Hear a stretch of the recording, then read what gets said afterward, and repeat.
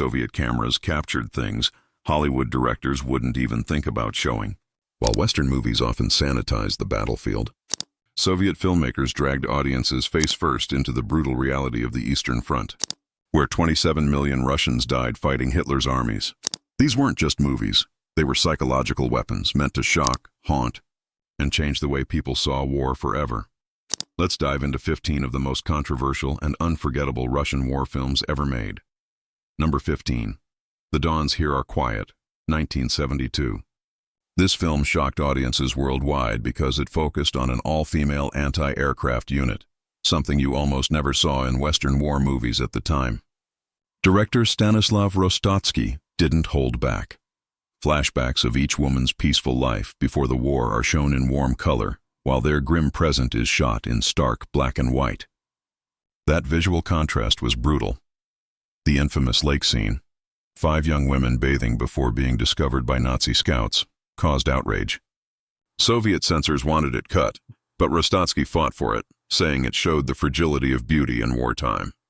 When it screened at Cannes, American distributors refused to release it, claiming audiences couldn't handle watching women die so brutally. Number 14. Trial on the Road, 1971. This film was banned for 15 years because it dared to show a Soviet soldier who had once defected to the Germans. Played brilliantly by Vladimir Zemansky, the character spends the movie trying to prove his loyalty, even if it means suicidal missions. The Soviet government hated this, insisting every soldier was loyal to the motherland. In reality, over 1 million Soviets collaborated with German forces. By showing that truth, director Alexei German was locked out of releasing the film until the mid-80s. When Western audiences finally saw it, critics like Roger Ebert called it the most uncomfortably truthful war film ever made. Number 13. Come and See, 1985.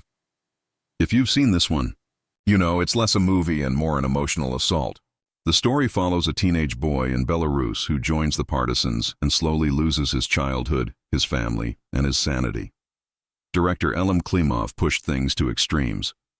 He used live ammunition on set, firing over actors' heads.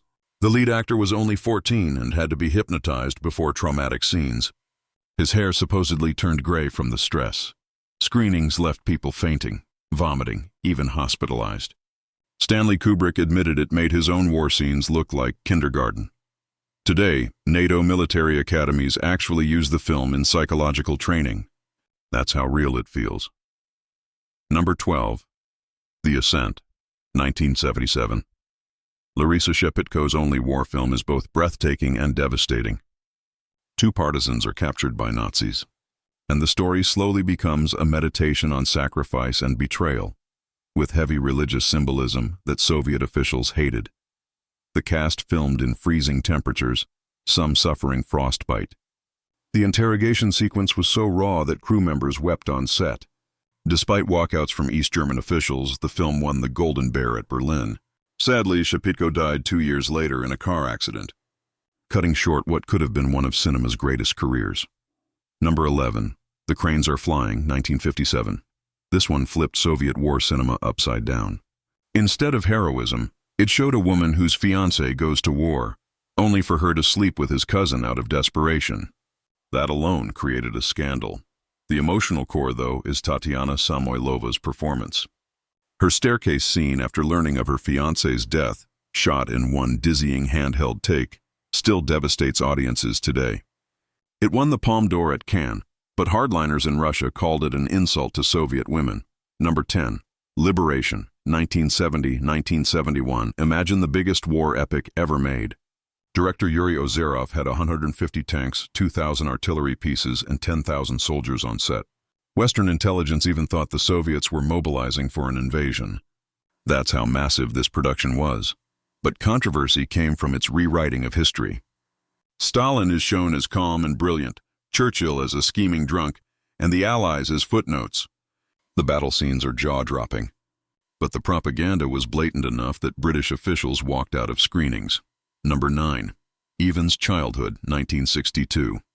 This was Andrei Tarkovsky's debut, and it's about a 12-year-old orphan spying for the Red Army. What shocked audiences wasn't just the idea of a child soldier. but the suggestion that Ivan was already too broken to ever live in peace again.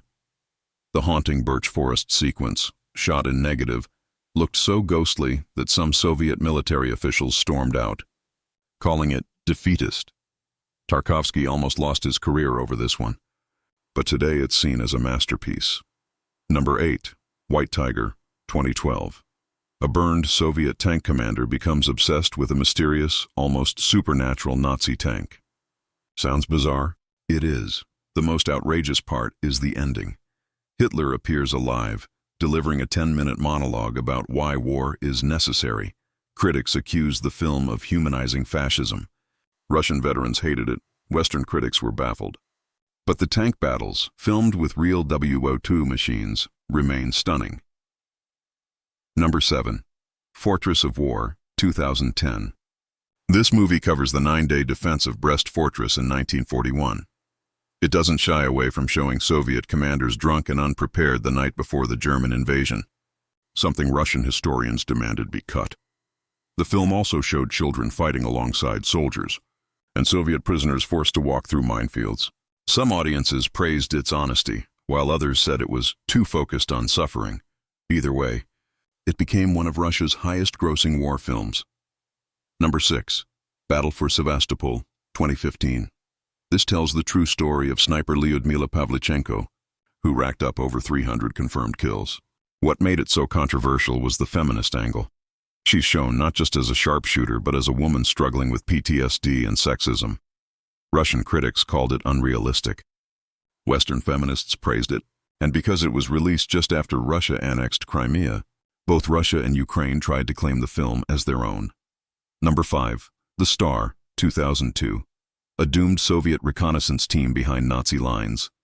Unlike earlier versions, this remake didn't glorify their deaths.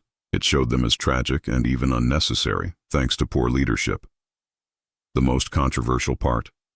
One of the scouts is a former Gulag prisoner forced into service, something veterans groups demanded be erased. Director Nikolai Lebedev refused, saying it was part of the truth.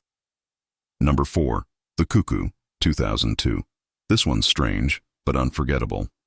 A Finnish sniper, a Soviet officer, and a Sami woman who doesn't speak their languages are stranded together in the wilderness.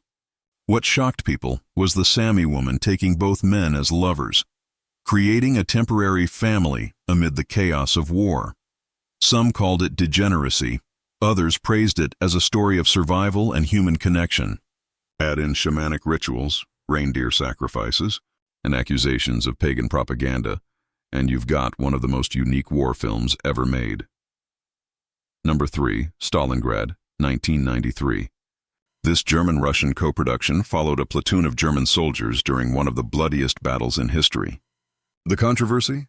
It showed Germans as victims of their own leadership, but also didn't shy away from depicting their atrocities against civilians. One infamous scene, German soldiers killing and eating a child's pet dog, caused walkouts at Berlin screenings. The extreme cold and realistic gore made it one of the grimmest war movies ever filmed. Number 2. T-34, 2018. Russia's highest-grossing war movie ever.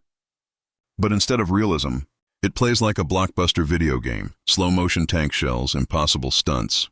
Even a love story. Veterans called it Call of Duty Soviet Edition. Polish audiences protested it as propaganda. Yet, the tank battles were so well done that Hollywood studied them for techniques. Number 1. Come and See, 1985. Yes, we've mentioned it before, but it deserves the top spot. This isn't just a film, it's an experience. Following a Belarusian boy named Flyora, it shows how war strips away his humanity until he looks like an old man trapped in a teenager's body. The infamous village massacre scene is almost unbearable to watch. Some audiences fainted, others had breakdowns. Soviet officials wanted to suppress it, but it's now regarded as one of the most powerful anti-war films ever made. Kubrick and Spielberg both admitted it influenced their work. And that's our list, 15 Russian war films that dared to show the brutal truth that Hollywood usually hides. But here's the real question. Do we actually want war movies to be this honest? Or are we more comfortable with Hollywood's neat stories of heroes and villains?